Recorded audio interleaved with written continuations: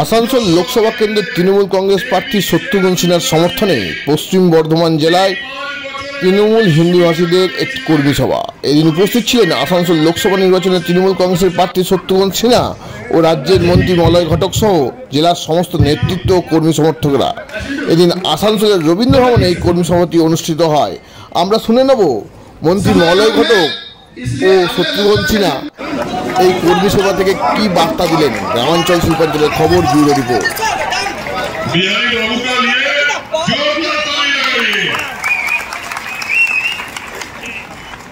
अरे क्या काला पत्थर का शूटिंग हो रहा, सिटी मार रहा है।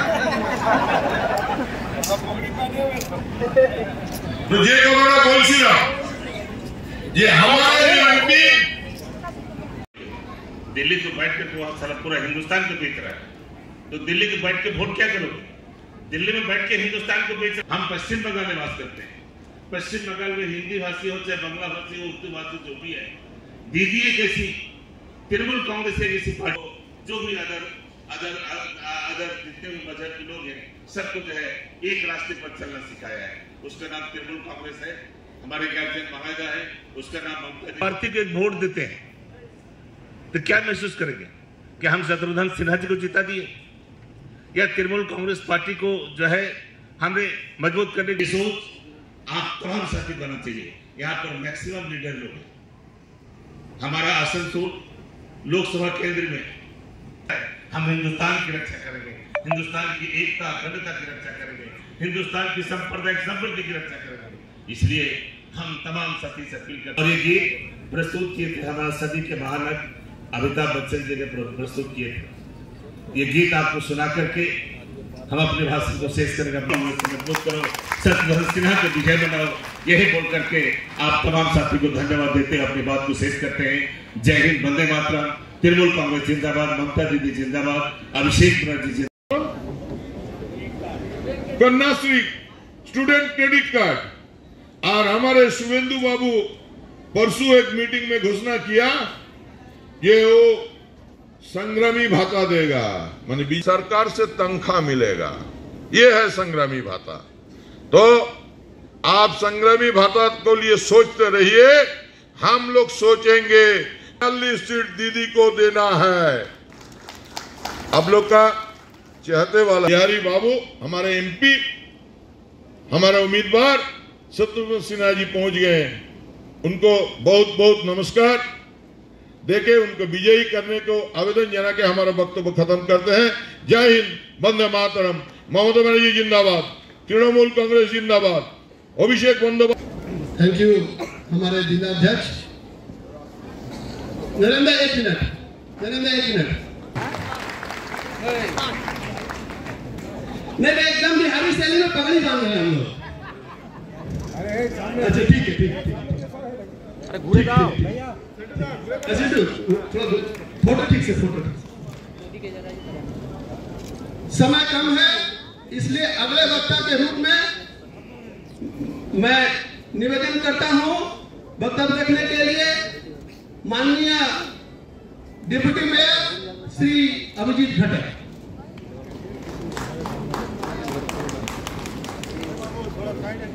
बहुत बहुत धन्यवाद। आज का हिंदी प्रकोष्ठ के ये प्रोग्राम का संचालक है मनोज यादव।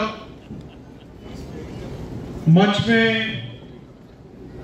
हमारे बीच में मौजूद से लेके सारे एनडीटीवी वगैरह सबको कह चुका हूँ। कल मैं पटना में था, मेरे पिताजी की बरसी थी, वहाँ गया था, वहाँ सब लोग आए थे। फिर भी मैं ये कहना चाहूँगा, कोई भी आ रहे हैं वो उनके और उनके पार्टी का अंदरूनी मामला है, हम उनका स्वागत करते हैं। क्योंकि तो फैसला आसनसोल की जनता जनार्दन करेगी, बंगाल के लोग करेंगे। और मुझे लगता है कि वो फैसला जो है हमारा काम देख के, काम का अंजाम देख के, हमारा परिणाम देख के, हमारा यहाँ साथ देख के, इतने सालों से हर महीने जो लगातार आता रहा हूँ, यहाँ काम करता रहा हूँ, सारा अकाउंट यहाँ दे चुका हूँ, कैसे ईमानदारी और पारदर्शिता के साथ काम किया, बुकलेट भी जाहिर हो चुका है। तो ये सब देख के हर पर्व त्यौहार में उनके साथ शरीक होके, इसलिए मुझे लगता है कि पिछली बार की तरह इस बार भी एक नया रिकॉर्ड हम कायम कर पाएंगे। आसनसोल की जनता की जीत दरअसल वो हमारे माध्यम से होगी और ये जीत सही मायनों में ममता बनर्जी जी के नेतृत्व की और उनके व्यक्तित्व की जीत होगी। Thank you. सुरेंद्र सिंह आलूवालिया को तृणमूल का कहना है कि सुरेंद्र सिंह आलूवालिया को जब वो दुर्गापुर से सांसद बने थे उन्हें देखा नहीं जा रहा था, तो इसके बारे में क्या कहेंगे? तो दीदी ने जब कह ही दिया है, ममता जी ने कह ही दिया है, तो ममता जी तो आज देश के सबसे इम्पोर्टेंट, सबसे प्रोमिनेंट, सबसे लोकप्रिय, सबसे पावरफुल, सबसे पॉपुलर लीडर हैं। उनके ऑब्जर्वेशन को कैसे झुटलाया जा सकता है? ये उनका ऑब्जर्वेशन है। और मेरे बारे में जो उन्होंने, आपको भी पता है कि पूरे बंगाल में नहीं पूरे देश में सबसे पहले मेरे नाम की घोषणा की गई थी आसनसोल सीट की। मैं आया हूं, मैं उनके विश्वास पे, उनकी उम्मीदों पे खरा उतरा हूं और मुझे पूरा विश्वास है कि इस बार भी आसनसोल की जनता और बंगाल की जनता मुझे निराश नहीं करेगी, बल्कि उनके उम्मीदों पे और ज्यादा बड़े तरीके से हम खरे उतरेंगे। नहीं बुक का नाम इधर आओ, आगे बुलाओ ना। बीजेपी सांसद सर 3 बार की बीजेपी सांसद सुरेंद्र सिंह आलूवालिया रह चुके हैं, लड़ाई कितनी कठिन होगी आपको क्या लगता है? देखिए, वो 3 बार के सांसद रह चुके हैं, आपने कहा। मैं इस बार 5 बार का सांसद हूँ और इस बार 2 बार कैबिनेट मिनिस्टर भी रह चुका हूँ देश में, हेल्थ मिनिस्टर रह चुका हूँ और शिपिंग मिनिस्टर रह चुका हूँ। आज तक मेरे ऊपर प्रभु की ऐसी मनोकंपा से, अल्लाह ताला के फजल से, वाहेगुरु के आशीर्वाद से आज तक मेरे ऊपर कहीं कोई इल्जाम नहीं लगा है, मेरे काम पे या कोई किसी करप्शन का इल्जाम नहीं लगा है। एक छवि साफ रही है। अब आगे हैं, मैंने कहा बाकी बात मैं कभी भी अपने प्रतिद्वंदी उम्मीदवार के खिलाफ व्यक्तिगत कोई टीका टिप्पणी नहीं करता हूँ। सो मैं उनके ऊपर कोई टीका टिप्पणी नहीं करूंगा। वो उनका और उनके पार्टी के बीच का मामला है। जो फैसला किया ठीक है, लेकिन मैं जानता हूँ कि यहाँ के अपने लोगों को मैं बहुत अच्छी तरह जानता हूँ और मानता हूँ कि इन लोगों का बहुत प्यार है, बहुत अफेक्शन है मेरे प्रति और हमारे और दीदी के प्रति बहुत दीदी की लोकप्रियता। जो जीत होगी वो सही माने में दीदी की जीत होगी, ममता जी। বেঙ্গালুরু বিস্ফোরণ কাণ্ডে 2 জন বাংলা থেকে গ্রেফতার করা হয়েছে, কি বলবেন? কবে আমি জানি কবে কি হয়েছে? বেঙ্গালুরু এক ক্যাফেতে বিস্ফোরণ কাণ্ডে 2 জন বাংলা থেকে গ্রেফতার করা হয়েছে। তো আজকে তো আমি বলতে পারবো না কবে, আজকে আমি কালকেই বলতে পারবো। আমি তো আছি এখানে, এখন আসি এখন। না अरे वो एनीथिंग बट खामोश वाला कहाँ गया? कौन है? अरे पेट दब गया रे। पश्चिम बंगाल में जो हिंदी भाषी भाई बहन लोग रहते हैं, तो सभी का हिंदी कॉलेज, हिंदी यूनिवर्सिटी की ये लड़ाई आज का नहीं था। आसनसोल में हिंदी कॉलेज बनाने का लिए सीपीएम का जमाने में 20-25 साल से लड़ाई हो रहा था, लेकिन हम लोग का चीफ मिनिस्टर एक दिन में हिंदी कॉलेज बना दिया, एक दिन में, 1 डे। हमको याद है दुर्गापुर में हम लोग का चीफ मिनिस्टर आए थे, हम लोग का एक पार्टी का कॉन्फ्रेंस था। उस टाइम शिक्षा एजुकेशन मिनिस्टर भी थे। हमसे पूछा क्या होना चाहिए यहाँ पर, हिंदी कॉलेज होना चाहिए। तुरंत बोला एजुकेशन मिनिस्टर को कि अभी बोलिए हिंदी कॉलेज के लिए प्रस्ताव करके हिंदी कॉलेज बनाने, और उसी दिन वहीं से एजुकेशन मिनिस्टर बोल करके, चीफ मिनिस्टर बोल करके हिंदी कॉलेज का फैसला हो गया। तो हम लोग का चीफ मिनिस्टर पीछे वाला भी देख रहा है, खाली हिंदी कॉलेज नहीं, देखिए बंगाल में जो खास करके हिंदी भाषी जितने भाई बहन लोग रहते हैं, आज हिंदी स्कूल अभी बोला ना 65, खाली ये 12 साल में हम लोग का डिस्ट्रिक्ट में बढ़ गया। 65 स्कूल, हिंदी स्कूल हम लोग का डिस्ट्रिक्ट में बढ़ा। अब हिंदी कॉलेज, यहाँ का लड़का बच्चा लोग को झारखंड बिहार जाने पड़ता था, लेकिन अभी आसनसोल में उन्होंने हिंदी कॉलेज में हिंदी भाषा में ग्रेजुएशन का पढ़ाई लिखाई कर सकते हैं। नॉन हिंदी प्रेमी हैं या नॉन हिंदी भाषी हैं या चाहे जो कहें उन्हें, वो हमारे अपने मित्र हैं, गुजरात के हैं, मुख्यमंत्री हैं, प्रधानमंत्री हैं, माननीय गृह मंत्री हैं। इन्होंने ठंडे बस्ते में से निकाल के एक नई गारंटी के रूप में पेश करने की कोशिश की, CAA, NRC। ये अब चुनाव की घड़ी में मुद्दों से ध्यान भटकाने के लिए और ये गारंटी दे दी कि एकदम चुनाव की घड़ी में कि सीए आएगा, लागू होगा और एनआरसी उसका फॉलो करेगा। देश की एकमात्र महिला मुख्यमंत्री, वुमेन ऑफ सब्सटेंस, कमिटमेंट की लेडी, हमारी टाइग्रेस ममता जी, जो कि आयरन लेडी भी हैं, उन्होंने गारंटी दे दी कि सीए लागू नहीं होगा, एनआरसी लागू नहीं होगा। ये समुदाय को विभाजित करता है और नहीं होगा तो नहीं होगा। और उनकी गारंटी लोगों ने माना कि ममता जी की गारंटी है तो ये जुमलेबाजी नहीं है उनकी तरह, नहीं होगा तो नहीं होगा, नो मीन्स नो।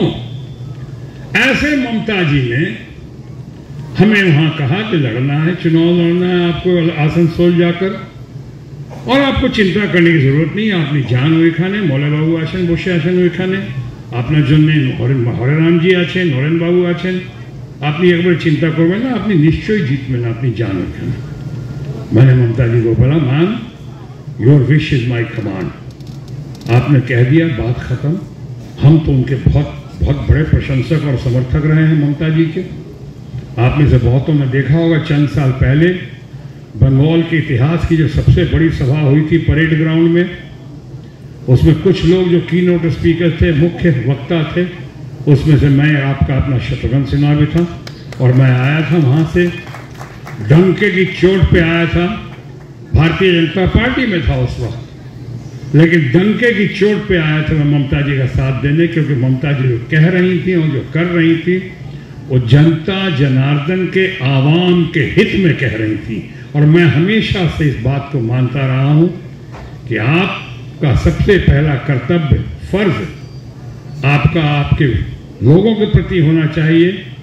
आपके अपनी पार्टी से बड़ा, व्यक्ति से बड़ा पार्टी होता है और पार्टी से बड़ा देश होता है। और देश हित में जो आप करते हैं वो खुल के कीजिए, डंके की चोट पे कीजिए। और इसीलिए मैं आया था वहां पे।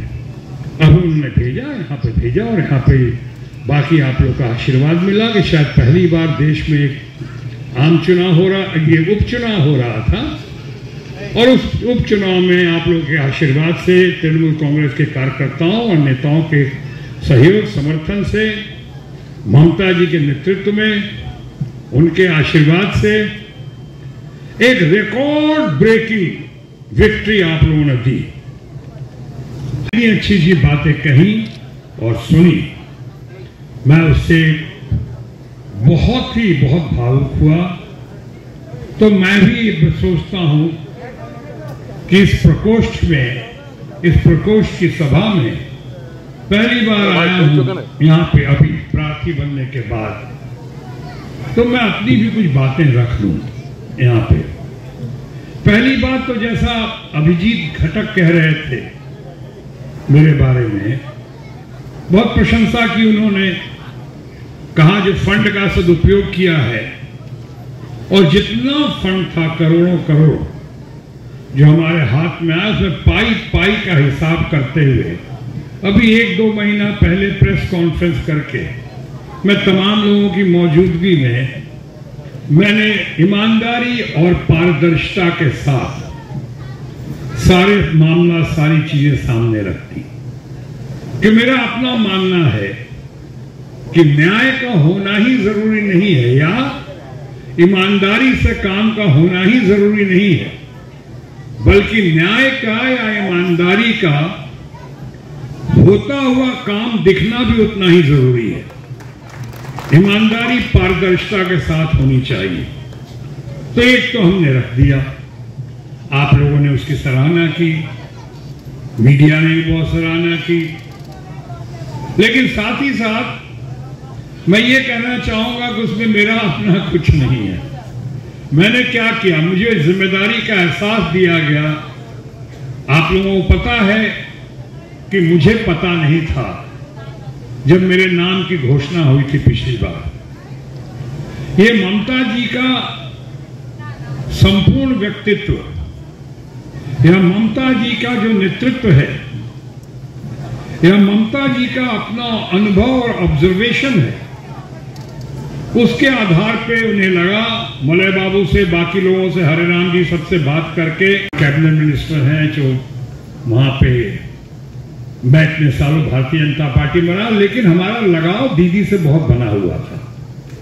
मैं उनके हर कार्यक्रम उनकी बहुत सराहना करता था। मेरा आज भी मानना है कि ममता जी से बढ़िया, प्रभावशाली, ममता जी जैसा कोई इंपॉर्टेंट, प्रोमिनेंट, पावरफुल और पॉपुलर लीडर पूरे देश में कोई नहीं है। जमीन से जुड़ी हुई है, वो अपने कमिटमेंट के बारे में और अपनी जुबान जो देती है उसके बारे में बहुत मशहूर है। ममता जी की गारंटी का मतलब है हां तो हां, ना तो ना। ममता जी की गारंटी को कभी जुमलेबाजी में नहीं बदलती है। उनकी गारंटी हमारे माननीय प्रधानमंत्री की गारंटी की तरह नहीं है कि पहले सैकड़ों गारंटी दे गए, 15 लाख रुपया घर पहुंचाने का, एक एक इंसान को 2 करोड़ नौकरियां देने का, डॉलर की कीमत कम करने का, रुपए की वैल्यू बढ़ाने का, पेट्रोल डीजल को 60-40 रुपए तक लाने का, जो 100 रुपए से ज्यादा है, बेरोजगारी का नारा दिया, बहुत ही महंगाई की मार। अब की बार मोदी सरकार कुछ नहीं हुआ, महंगाई आसमान छू रही है। उन्होंने कहा कि दुनिया में सबसे ज्यादा युवा पीढ़ी के लोग, यूथ, भारतवर्ष में है। यकीनन 25 से 30 वर्ष के लोग दुनिया में सबसे ज्यादा भारतवर्ष में है। लेकिन ये सुन के आपको ताज्जुब होगा या दंग रह जाएंगे कि उनमें से 83-84%, 83-84% लोग बेरोजगार हैं। यानी 100 में 15-20 लोग को भी ढंग से काम नहीं है। यह खुद गौर से सोचिए। और उन्होंने गारंटी दी थी युवाओं को रोजगार देंगे। क्या क्या नहीं गारंटी दी, एक भी गारंटी पूरी नहीं हुई। और अब नई नई गारंटी जुमलेबाजी लेके आ रहे हैं। क्या क्या गारंटी दे रहे हैं।